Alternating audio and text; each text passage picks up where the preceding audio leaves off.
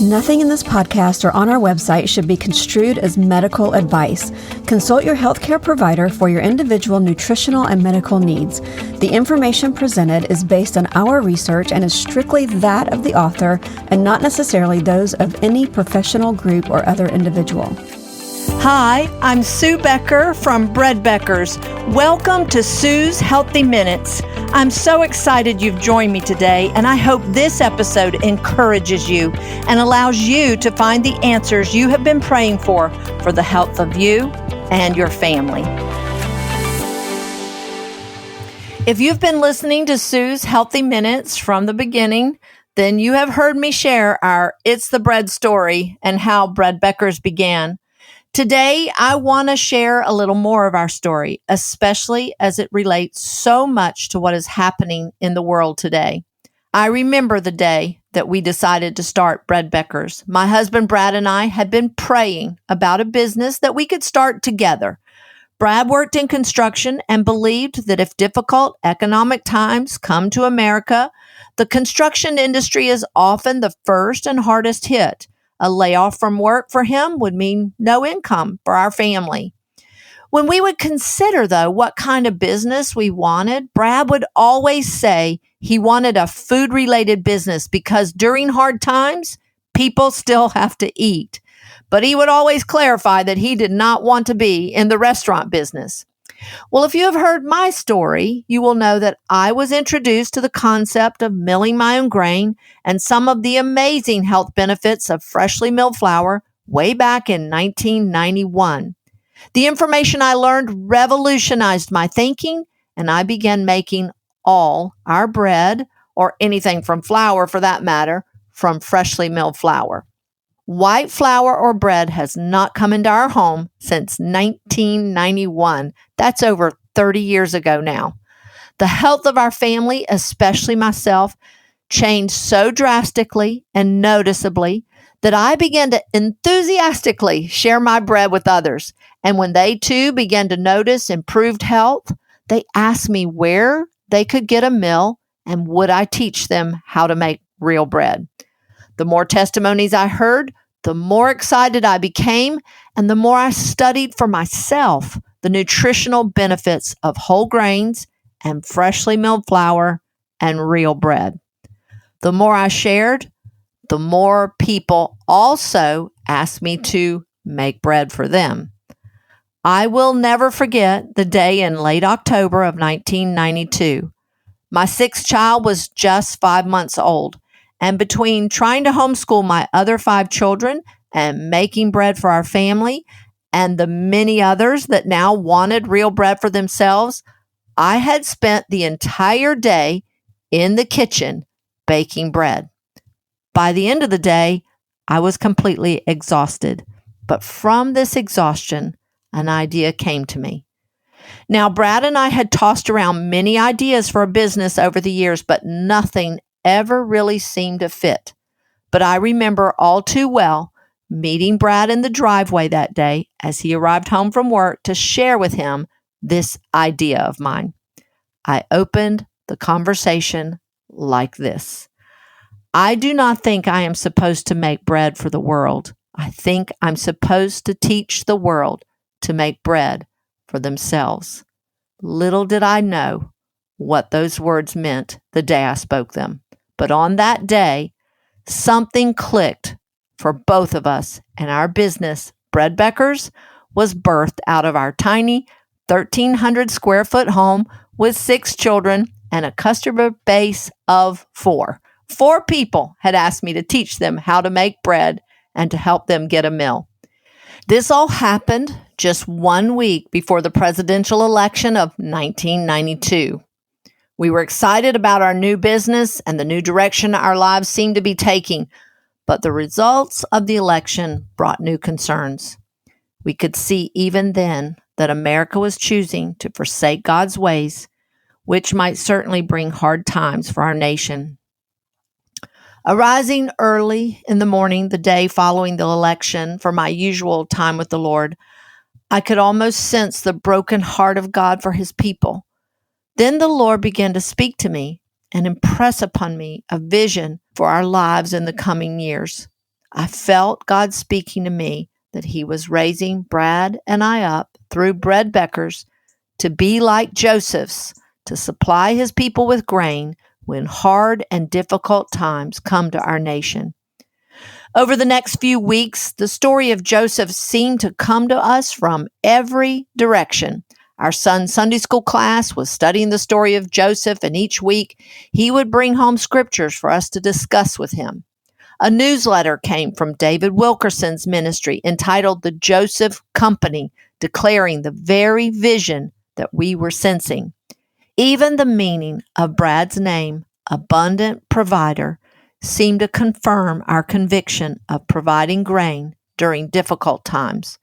We began to sense an urgency in sharing with others the importance of preparing during the fat years for the lean years ahead. Mind you, this was back in 1992. We began encouraging people to purchase a grain mill, to get healthy, and to prepare both physically and spiritually, not out of fear, but out of obedience to God. In 1993, we took this vision more seriously to heart. Brad still working construction, and we were still operating out of our home as Bread Beckers was just in infancy and could no way support our family. Brad worked in the commercial construction industry as a finish carpenter. Being the last ones on the job usually meant overtime to get the job completed on schedule, so the money was good. But when a job was completed, it could often be several weeks before a new job opened up. So we had been in the habit of saving during those fat times to pay the bills during the lean times. But in April of 1993, Brad, taking the vision to heart, decided it was time to stock up on more grain than usual. He suggested that we use our money in our savings account to buy wheat. Now, high-protein bread-making wheat is not grown in the southeastern United States, but we found a supplier out west and ordered 5,000 pounds of wheat, which seemed like a lot to us back then. But there was only one problem. They said it could take several months to get a 5,000-pound order of wheat to us. They said they would have to wait until there was a full truckload coming this way. So we found another supplier in another state and ordered another 5,000 pounds of wheat from them as well. But they also said it could take some months to get our order. Again, they said they too would have to wait until a truckload was coming to this area. We kept both orders opened, never thinking they would come on the same day from two different suppliers from two different states within just a few hours of each other. We unloaded the first shipment in a church parking lot into pickup trucks to take to a storage location. Our kids, along with some young, strong teenage boys that we had hired, worked hard that day, shoving, lifting, and transporting each 50-pound bucket of wheat. We had a short lunch break before the next truck arrived to start the process all over again. I can tell you this, we all went to bed that night completely exhausted, but for Brad and I, very excited. We had the vision. But for me, something happened in the night. You see, I had written the checks to pay for all the wheat we now had. So this financial reality woke me in the middle of the night as I realized that our savings cushion was mostly gone. A real fear of foolishness began to set in as I wondered how in the world we would pay our bills if Brad was out of work for any great length of time. Brad, of course, was sound asleep, totally unaware of the spiritual battle that was raging right beside him. Unable to sleep, I finally got out of bed around 3 or 4 o'clock in the morning to pray and to try and get some peace.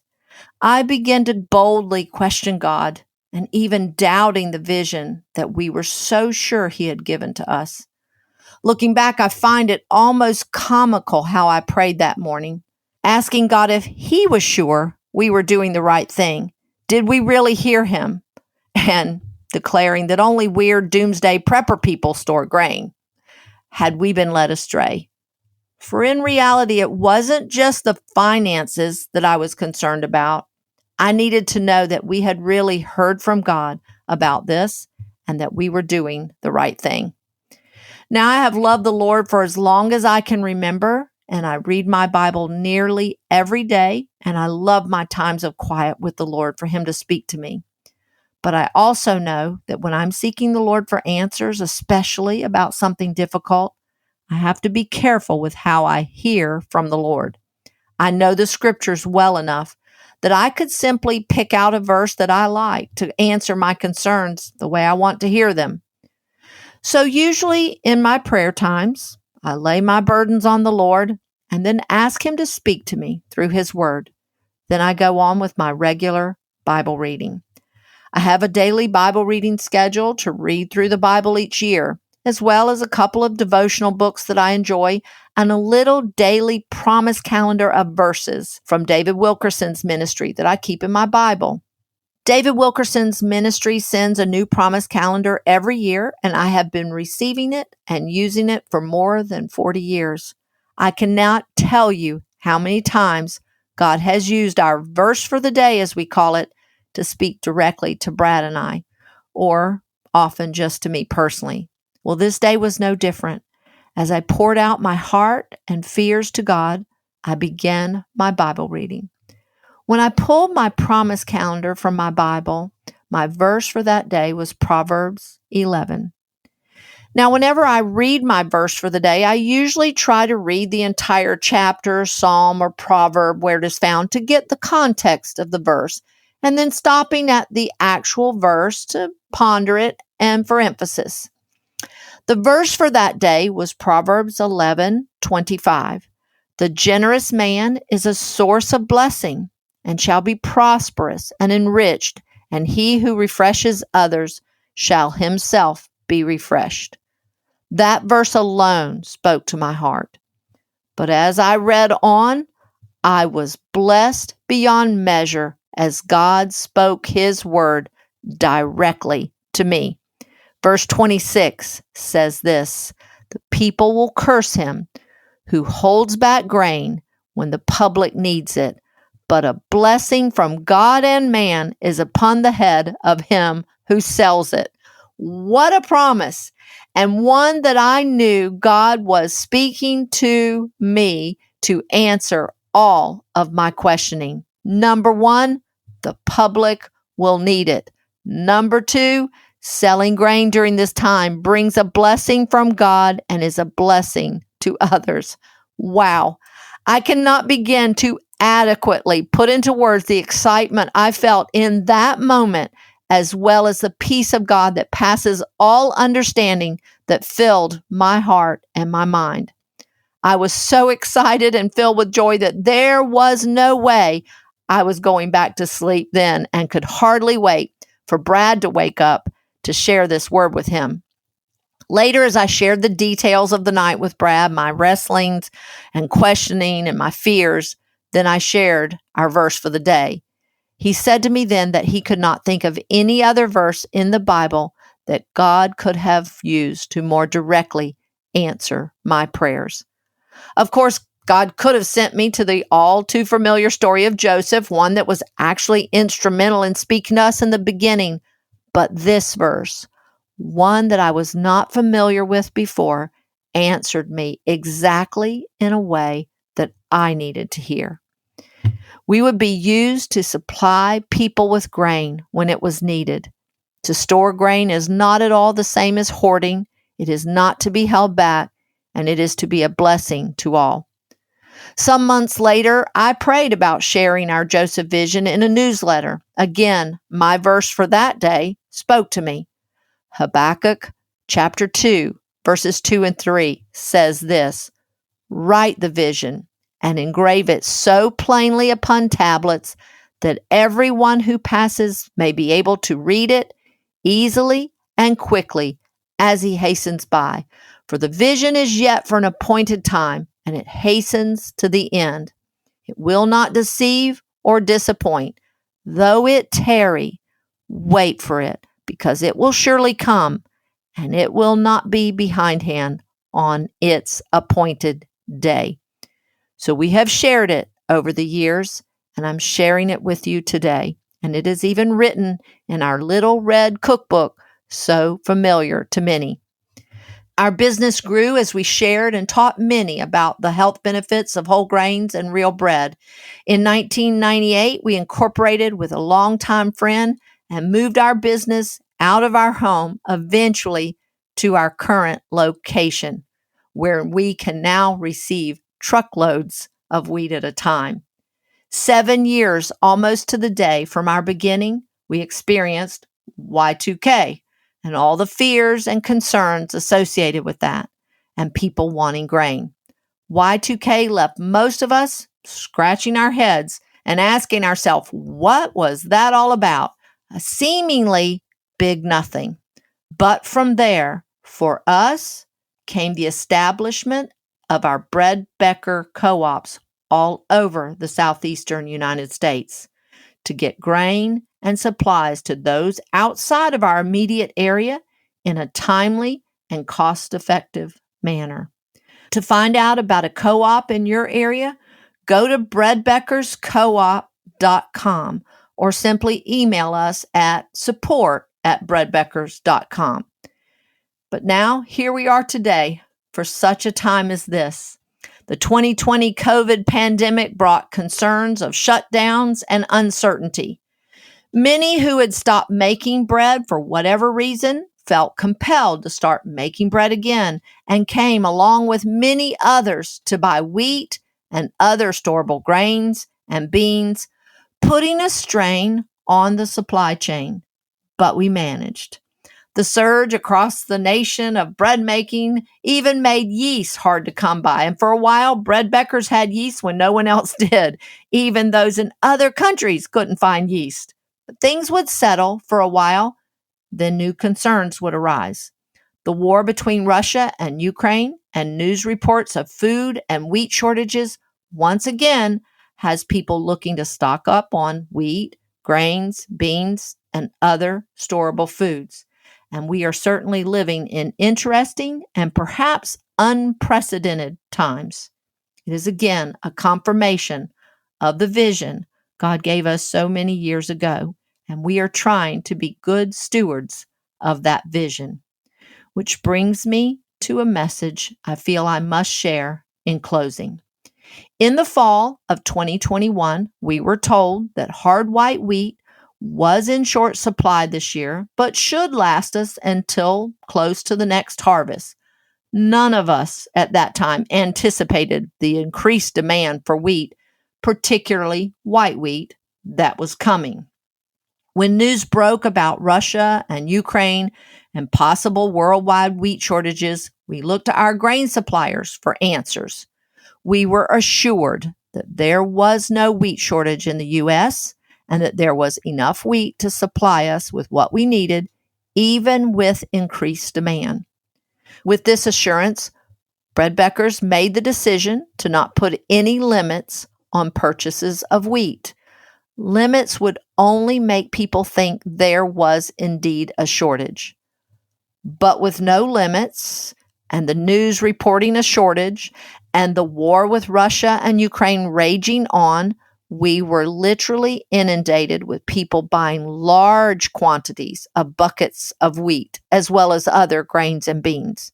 While we have shipments coming in regularly, we can only get so much in at a time and packaged.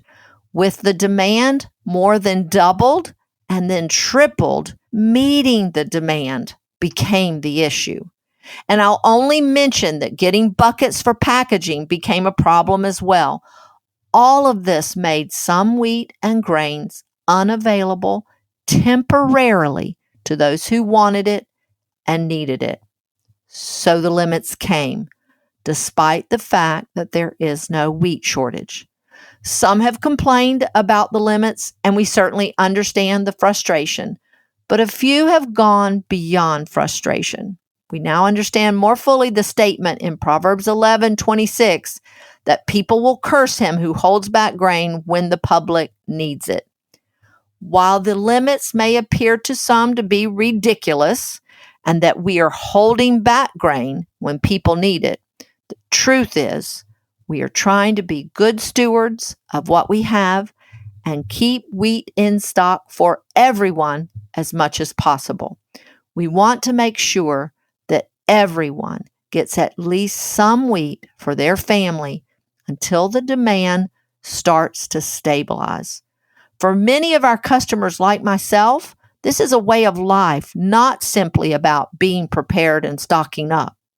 While there is no real wheat shortage, if we had not put the limits in place, many of you would not have been able to get any wheat at all when you wanted it or needed it.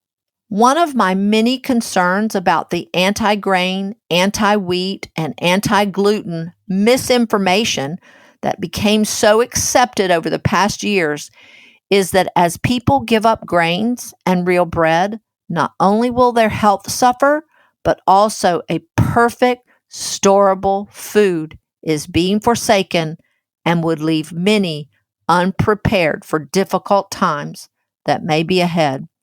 Grains and beans are a nearly perfect food, providing most all of the nutrients we need to sustain life and promote health. And most are storable for many years without nutrient loss if left whole and intact.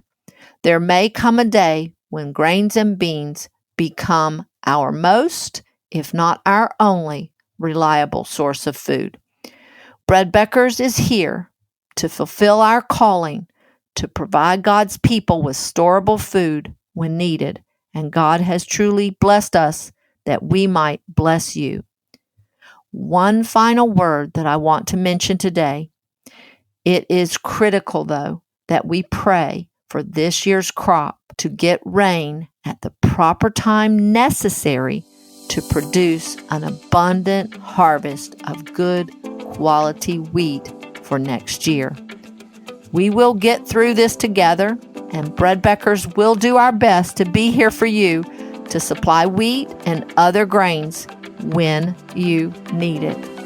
Thank you for listening today to more of our story, our Joseph vision. And until next time, this is Sue Becker from Bread Beckers with Sue's Healthy Minutes.